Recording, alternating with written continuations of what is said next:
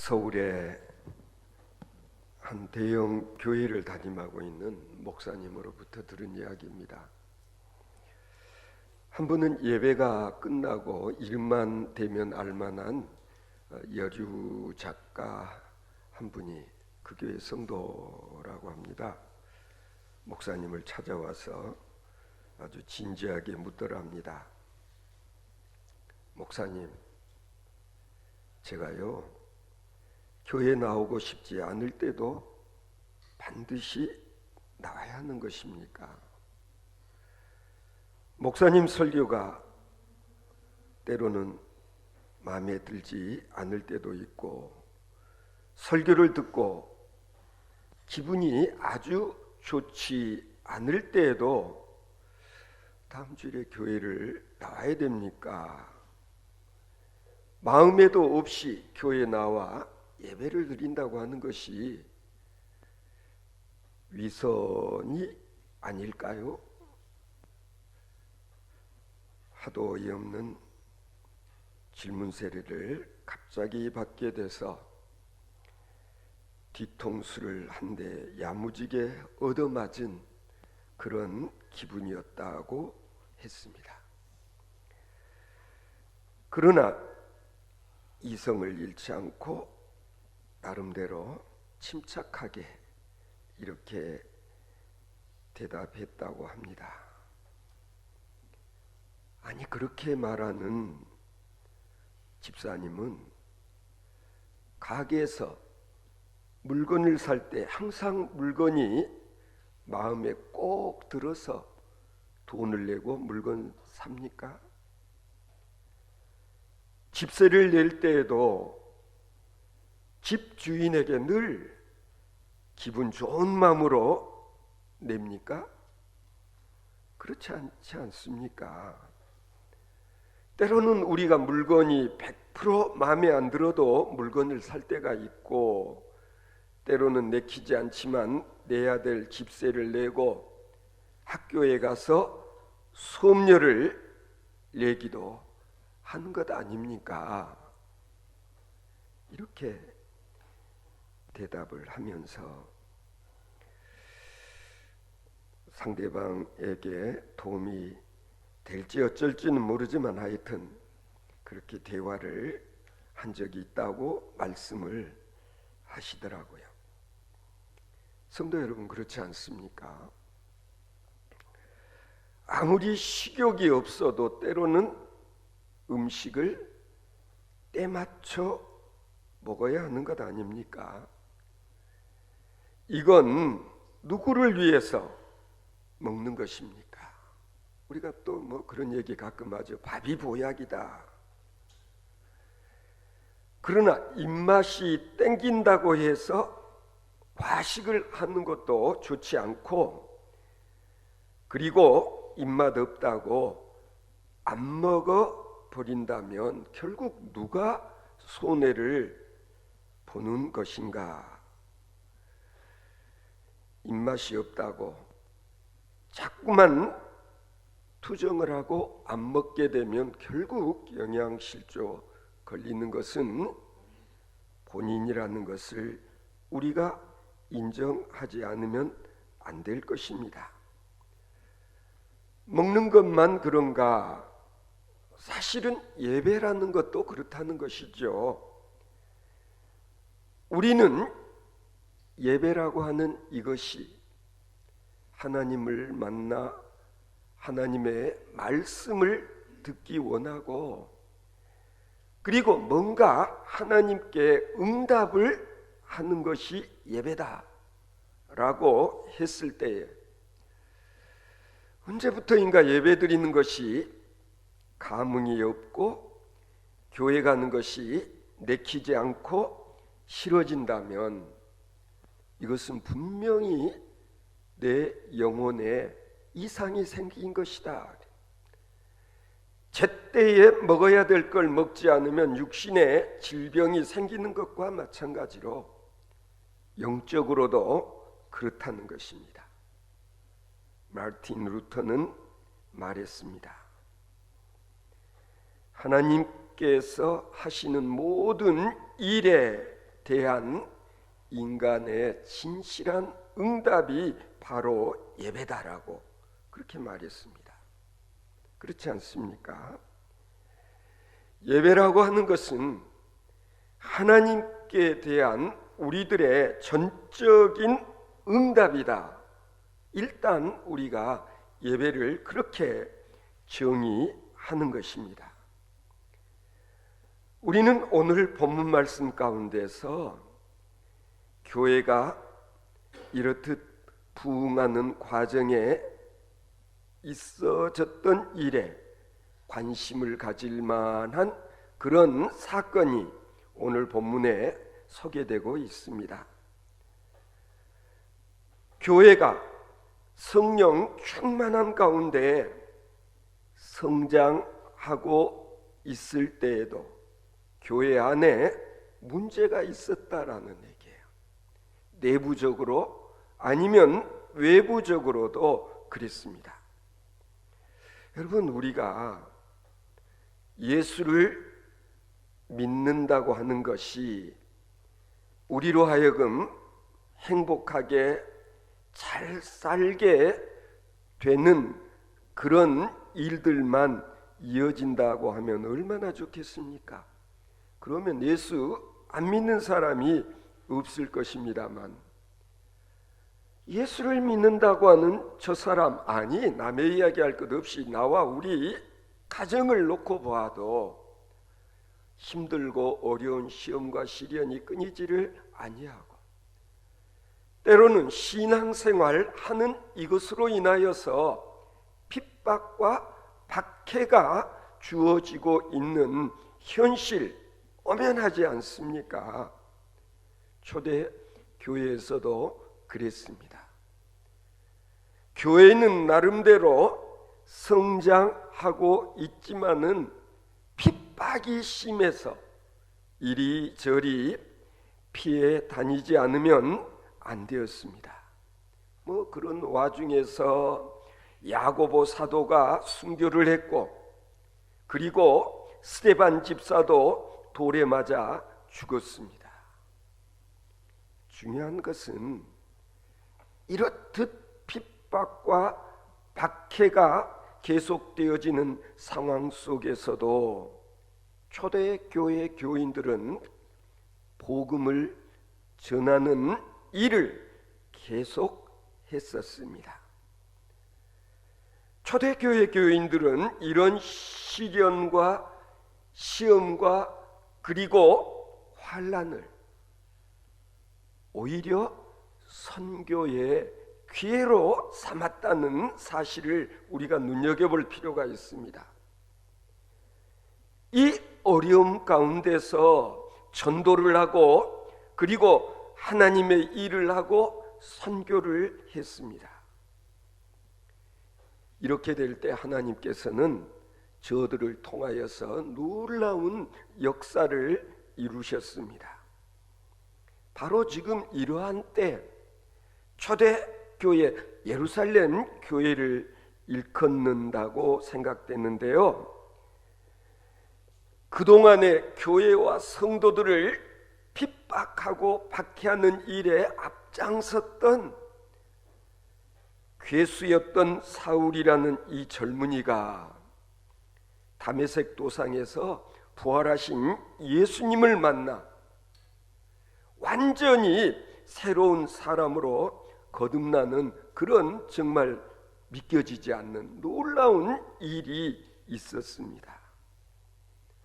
예수 믿는 사람들 처단하는 일에 앞장섰던 극악무도했던 그가 언제부터인가 목숨을 걸고 복음을 전하는 일을 시작했습니다. 놀라운 변화 아닙니까? 그러나 중요한 사실은요, 바로 이와 같은 중생의 역사가 나타나는 곳이 어디냐? 이게 바로 교회라는 것입니다. 그런데 정작 그 당시에 초대교회의 본산지라고 할 수 있는 예루살렘 교회는 이런 변화를 수용하지 못했습니다. 사울이라는 자가 변하여서 바울이라는 그리스도의 사도가 되었지만 이것을 교회는 인정할 수가 없었습니다. 아니, 그렇게 우리를 핍박하는데 앞장섰던 저 친구가 어느 날 갑자기 전도자가 되어서, 아니 사도가 되었다고 하는데 그것을 교회가 인정한다는 것, 이게 쉽지가 않았습니다. 몰라, 저 친구 혹시라도 위장전술을 쓰고 있는 것 아닐까? 저런 식으로 우리 교회에 침투해 들어와서 어느 날 다시 본색을 드러내지는 않을까 하는 우려와 의심을 가지고서 바울 사도를 경계했습니다. 아니, 이건 경계가 아니라 교회에 발붙이지 못하려고 하는 그런 움직임이 있었던 것 같습니다. 그런데 중요한 사실은 교회에서 바나바라 하는 이가 이 문제를 놓고 중재 역할을 했습니다. 중보 역할을 했다라고 말할 수 있을 것입니다. 예루살렘 교회가 사도 바울을 용납하도록, 아니 영접할 수 있도록 바나바가 중간에서 역할을 잘 해냈다는 거예요. 사울이라는 젊은이가 예루살렘에 있는 예수님의 직계 제자들과 사귀고자 했지만은 다들 두려워하는 마음이 있었습니다. 아니, 저 친구가 그리스도의 사도가 되었다는 게 믿기지를 않았습니다. 그래서 경계하고 교회에 발붙이지 못하도록 하려고 하는 그런 분위기에서 이 바나바라고 하는 이가 가운데서 역할을 어떻게 했느냐? 저 사울이라는 젊은이가 다메섹 도상에서 어떻게 주님을 만나게 되었는지, 그리고 주님을 만나고 난 다음에 다메섹에서 저 친구가 어떻게 복음을 전했는지를 구체적으로 이야기를 하면서 사도들을 설득을 하고, 그래서 바울이 예루살렘 교회의 출입이 가능할 수 있도록 역할을 했다. 여러분, 어떻게 생각하십니까?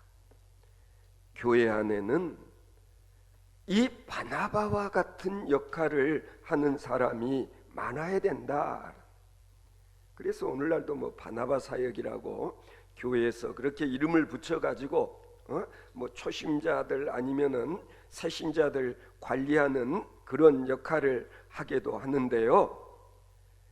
사울은 예수님의 이름으로 담대히 복음을 전했고, 그리고 헬라파 유대인들과 함께 복음을 전하면서 변론을 하는 이런 역할을 해냈는데, 그런데도 웬일인지 바울 사도를 죽이려고 벼르는 그런 사람들이 많았었다라는 이 사실을 우리가 주목할 필요가 있습니다. 여러분, 내 딴에는 좋은 일 한다고, 내 딴에는 주님의 사역을 내가 감당한다고, 때로는 복음 전하는 일을 좀 열심히 해보려고 하지만 이런 일들로 인해서 때로는 다른 사람들의 화를 돋구기도 하고, 그리고 공격의 빌미가 되는 그런 일들이 과거 초대교회에서만 있었는가? 아니다, 그렇지 않습니다. 요즘에도 가끔씩 이런 일들이 교회 안에서도 있게 되어지는 걸 우리는 볼 수 있습니다. 저는 감사한 일 중에 하나는 아직까지 그래도 우리 드림교회에서는 이런 분위기, 이런 일들은 없다는 점에 대해서 늘 감사하게 생각을 하고 있습니다. 어떻게 보면 회심한 사울은 열심히 복음을 전했지만은 그러면 그럴수록 그를 잡아 죽이려는 사람들이 많았었다. 바나바의 중재가 없었다면 바울은 교회 안에서조차 어려운 일을 당했을 것입니다. 그러나 예수님께서는, 주님께서는 바나바를 통해서 사울을 위하여 중재자가 되게 하셨습니다. 주님께서는 선교를 위해서 이방인들을 전도하기 위해서 사울과 그리고 바나바를 귀한 도구로 사용하셨다는 것을 알 수가 있습니다. 예루살렘 교회가 이 바울을 붙들도록 그렇게 중간에서 역할을 잘 했다는 사실을 우리는 오늘 본문 가운데서 놓쳐서는 안 될 것입니다. 그 결과 교회가 엄청나게 부흥을 하게 되었다는 것입니다. 그렇습니다. 우리가 신앙생활하면서 때로는 교회 안의 특정인을, 가령 예를 들어서 그 사람의 과거의 행적을 가지고 그 사람을 우리가 이렇게 소외시킨다든지 이러쿵 저러쿵 말을 하는 그런 일들, 이거 우리가 경계하지 않으면 안 되는 것입니다.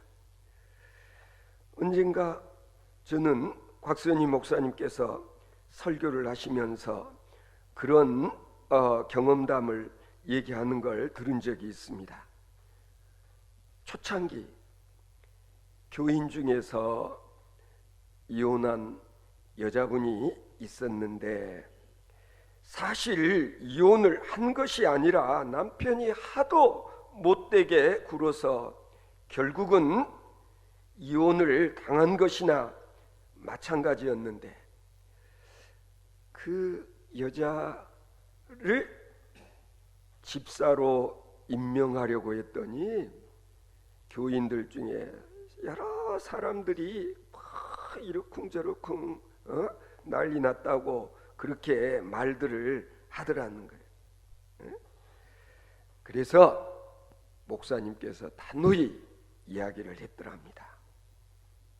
나는 당회장으로서 집사를, 권사를 임명할 수 있다. 내가 이 사람을 우리 교회의 집사로 임명했으니 여러분들은 그런 줄 아십시오.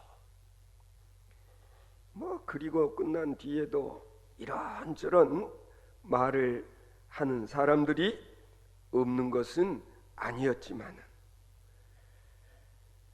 그러나 이런 일이 있고 난 뒤에 정말 소망교회가 큰 교회로 부흥 성장하는 계기가 되었다고 그렇게 말씀하는 것을 들은 적이 있습니다.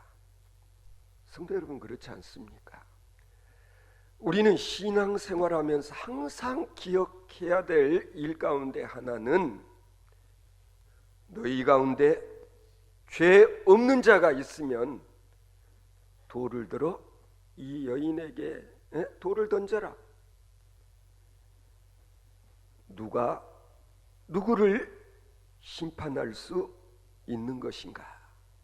예수님께서 우리들에게 분명히 일깨워 주셨습니다. 우리는 적어도 교회 안에서만이라도 개인의 과거지사를 문제 삼아서 비난을 하고 이러쿵 저러쿵 말들을 하는 그런 일은 없어야 될 것입니다. 저는 우리 드림교회가 이곳에서 개척 교회로 교회를 설립한 지 이제 3주년을 앞에 두고 있는 시점에서 우리가 장로 세 분을 또 이렇게 피택할 수 있었고, 또 시무 권사나 이제 안수 집사를 이렇게 세우는 일이 목전으로 다가오고 있습니다. 생각해 보면 정말 고맙고 감사한 일이요, 하나님의 은혜가 아닐 수 없습니다. 사울이 바울 되게 하신 것은, 이것은 전적으로 주님께서 하신 일이다, 그렇지 않습니까? 때로 우리가 범죄한 자식일지라도, 아니 집을 그냥 나간 게 아니라 나가서 아버지 것 가지고 나가 다 말아먹고 돌아온 탕자일지라도 부모 입장에서는 내 자식이 아니라고 할 수 없지 않습니까? 누가 뭐라 해도 내 자식인 것입니다. 하나님께서는 우리를 그렇게 대하신다. 우리가 요즘 수요일마다 로마서 또 강의를 하며 또 말씀을 상고하고 있습니다만, 바울 사도가 그렇게 강조하고 싶어 했던 게 뭐냐? 자신을 비롯해서 우리 가운데 죄인 아닌 사람이 어디 있느냐? 죄인 아닌 사람은 한 사람도 없다. 늘 말씀드리고 싶은 것 가운데 하나는 뭐냐면은, 똥 묻은 돼지, 개가 겨 묻은 돼지나무란다. 아니면 자신의 눈에 들보는 보지 못하면서 다른 사람 눈에 티끌을 문제 삼는 이런 어리석은 자들의 모습, 예수님께서 지적하시지 않았습니까? 성도 여러분, 우리는 주 안에서 한 형제 자매다. 따라서 우리들이 늘 한 가족인 것 같은 그런 분위기, 가정에서만 느낄 수 있는 사랑의 기운, 정이 느껴지는 그런 신앙 공동체. 하나님은 죄인인 우리를 정말 끔찍히도 사랑하셔서 나 같은 것을 하나님의 자녀 되어질 수 있는 놀라운 은혜의 은총을 베푸셨다라는 사실에 대해서 우리는 늘 감격하고 그리고 감사하는 것 아니겠습니까?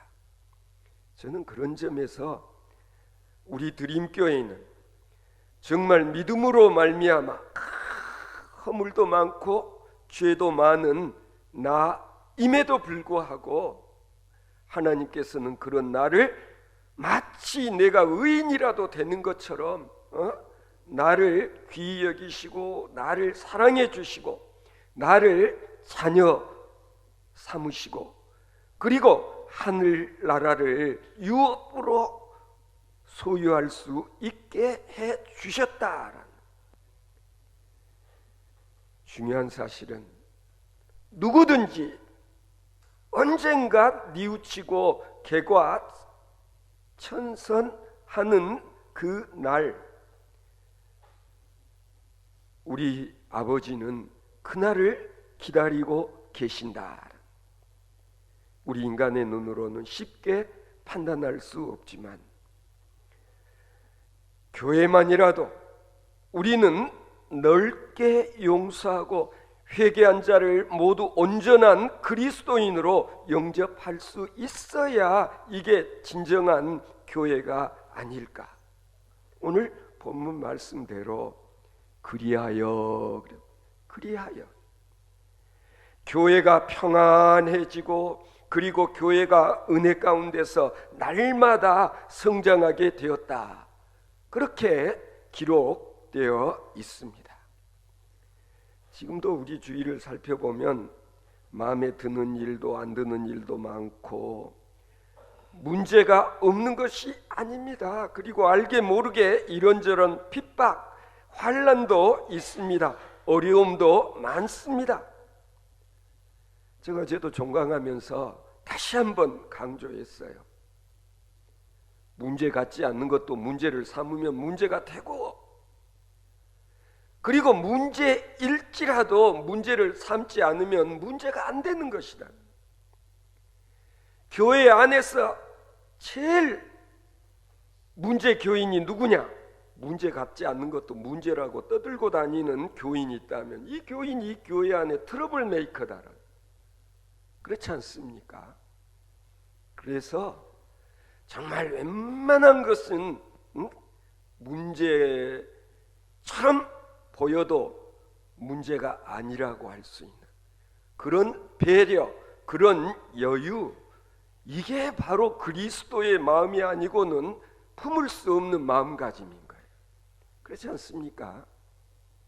오른뺨 때리면 왼뺨도 돌려대주고, 오리만 같이 가달라 그러면 심리까지 같이 가져버리고, 겉옷 누군가가 갖고 싶어하면 그냥 속옷까지 벗어줘 버려라.